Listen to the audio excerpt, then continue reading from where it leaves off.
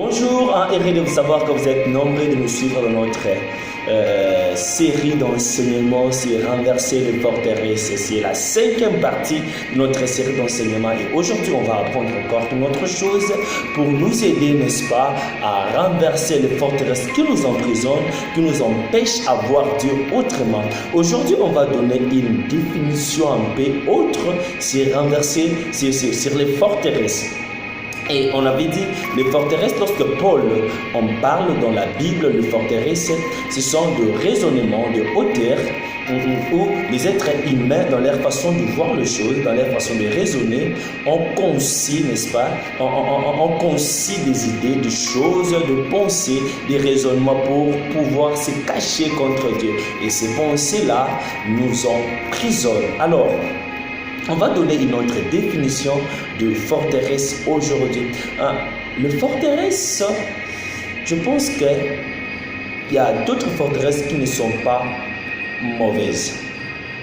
Mais c'est juste forteresse à ta situation, à ton cas particulier, une pensée qui marche pour d'autres personnes qui ne sont pas forteresses. Mais toi, lorsque tu es juste borné dans ça, ça devient forteresse pour toi. Je m'explique. Si vous lisez avec moi dans le livre de Jean, le chapitre 5, vous allez remarquer une chose, c'est qu'il y a une histoire qui se passe ici dans Jérusalem, dans une ville, il y a une chose, dans la piscine de Bethesda. On dit que, or, à Jérusalem, près de la porte de brebis, il y a une piscine qui s'appelle en hébreu Bethesda, qui veut dire juste maison de miséricorde, et qui a 5 portiques. Sous ces portiques étaient couchés un grand nombre de malades, des aveugles, de boiteux, de paralytiques, qui attendaient le mouvement de l'eau. Car un ange descendait de temps en temps dans la piscine et agitait l'eau. Et celui qui est descendu le premier après que l'eau avait été agité, était guéri, quelle que soit sa maladie. Vous voyez, c'était une bonne chose, n'est-ce pas? Pour d'autres personnes, ça marchait. C'est là qui descendait, n'est-ce pas, avant, recevait la guérison. C'est là qui descendait avant, lorsque l'ange agitait l'eau, peu importe sa maladie, il recevait la guérison. Mais il y avait un homme malade pendant 38 ans. Cet homme était malade, mais vu qu'il était borné juste par ce moyen-là, par ce canal-là, pour trouver la solution, pour expérimenter Dieu, il ne voyait que par cette solution-là, et c'était devenu une forteresse pour lui. Il ne pouvait pas expérimenter Dieu autrement. Si vous lisez avec moi dans le verset 5, il continue. Là se trouvait un homme malade depuis 38 ans. Jésus l'ayant vu coucher et sachant qu'il était déjà malade depuis longtemps, lui dit: veux-tu être guéri? Le malade lui répondit: Seigneur, regardez, écoutez les forteresses. Seigneur, je n'ai personne pour me jeter dans la piscine quand l'eau est agitée. Et pendant que je vais, un autre descend avant moi. C'est quoi la forteresse ici? La forteresse ici, c'est la façon que Dieu opère. C'est toujours comme ça. Les moyens par lesquels Dieu va passer pour me sauver, c'est tel moyen.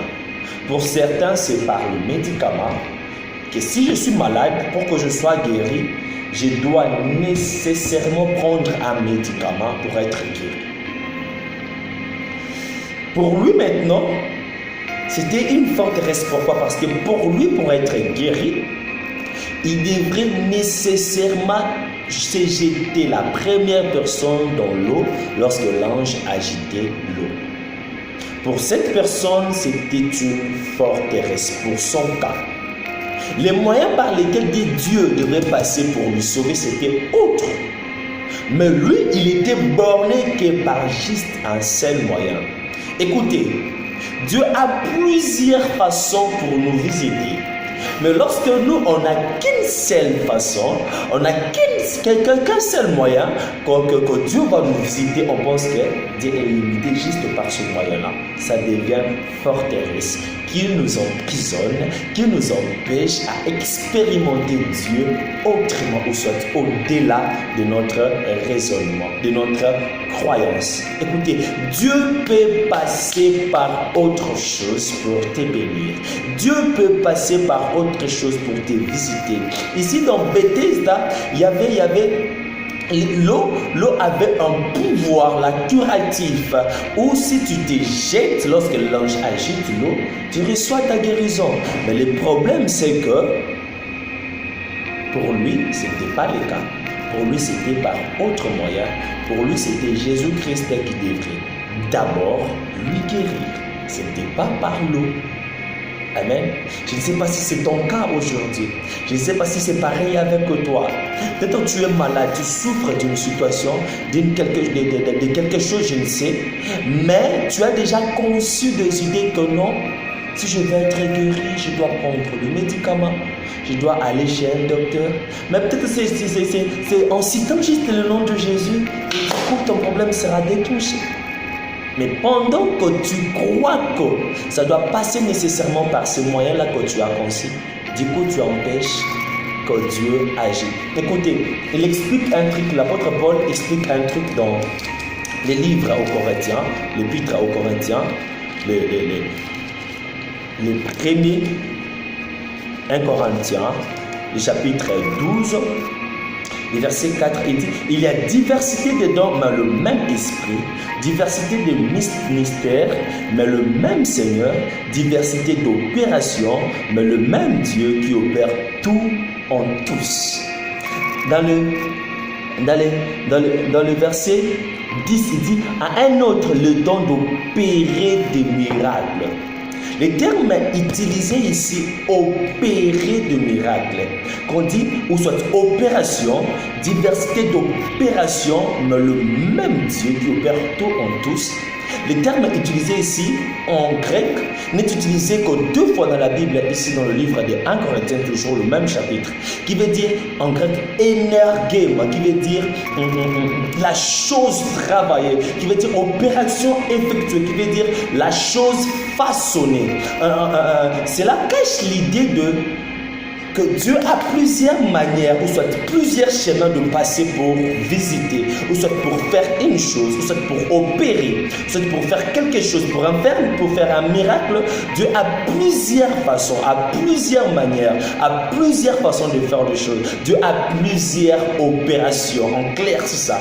Dieu a plusieurs opérations pour te visiter. Dieu a plusieurs façons, plusieurs manières de faire pour opérer, pour faire un miracle. Pour te guérir, pour te visiter, Dieu a plusieurs façons.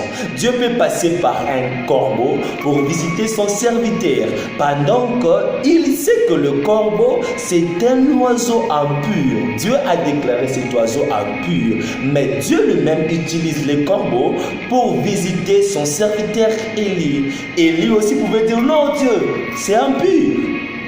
Non, je ne peux pas prendre ce qui vient du corbeau parce que le corbeau est un oiseau impur. Mais Dieu a passé par le corbeau pour visiter son serviteur. Dieu peut passer par un occultiste. Dieu peut passer par... Dieu opère tout en tous. Il n'est pas limité. Il passe par n'importe quoi. Il opère tout en tous. Il peut passer par un occultiste pour te bénir. Il peut passer par qui que ce soit pour te visiter. Dieu n'est pas borné par une chose. Dieu n'est pas limité par une chose. Dieu est tellement grand et il passe par n'importe quoi pour nous visiter. Alors, pour ton problème là, enlève un peu dans ta pensée la façon dont tu penses que Dieu agit. Que pour que Dieu me visite dans ma situation, il doit passer nécessairement par tel moyen. Non. Toi, prie, demande à Dieu de te visiter, mais le moyen, le chemin appartient à Dieu. Voilà pourquoi dans Exode 33, dans Exode 33, Moïse pouvait faire une prière en disant à